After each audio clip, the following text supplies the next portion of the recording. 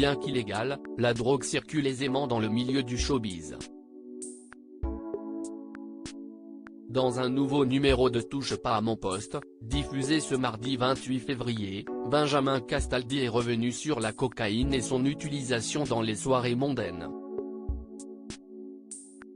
Je trouve qu'effectivement, avec Pierre Palmade, il y a quand même un beau bal de faux cul concernant l'utilisation de la drogue dans notre métier, je parle du showbiz, a-t-il déclaré en préambule, avant d'expliquer que lui-même avait consommé de la cocaïne par le passé. J'ai testé cette saloperie. Je vous le dis, a-t-il confié sur le plateau de l'émission quotidienne de C8. Au cours de sa carrière, le fils de Jean-Pierre Castaldi a d'ailleurs côtoyé Pierre Palmade, également présent à ces soirées. J'ai fait des soirées avec Palmade, il y a très longtemps.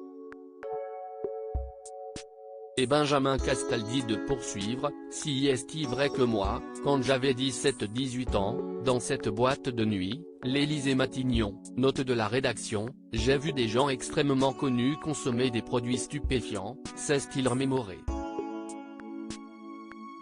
Il y a une boîte dont a parlé Raymond, où j'étais quand j'avais 25 ans, qui s'appelait le Banana Café, où c'était la fête du slip, a-t-il confié.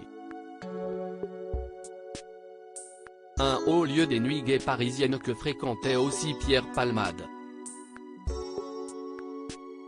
Il y a des tas de boîtes dans Paris où vous allez dans les toilettes et si est-il le défilé. Si est-il un secret de Polichinelle, a assuré Benjamin Castaldi, précisant que si est-il un piège dans lequel on peut tomber très facilement. Supérieur à Pierre Palmade, Muriel Robin, Michel Larocque, Véronique Sanson.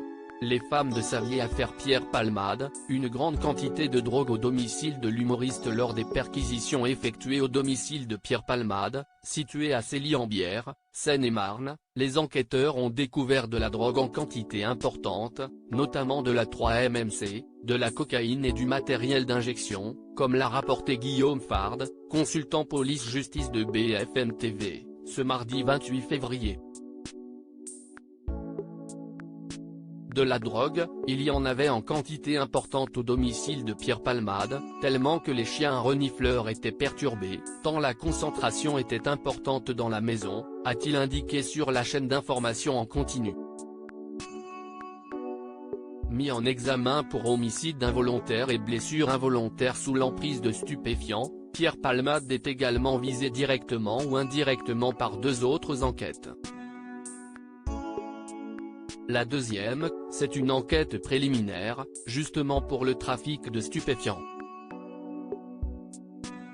Tout ce qui a été saisi va alimenter cette autre procédure et peut-être qu'à terme, Pierre Palmade sera poursuivi, a fait savoir Guillaume Fard. Crédit photo, capture d'écran C8.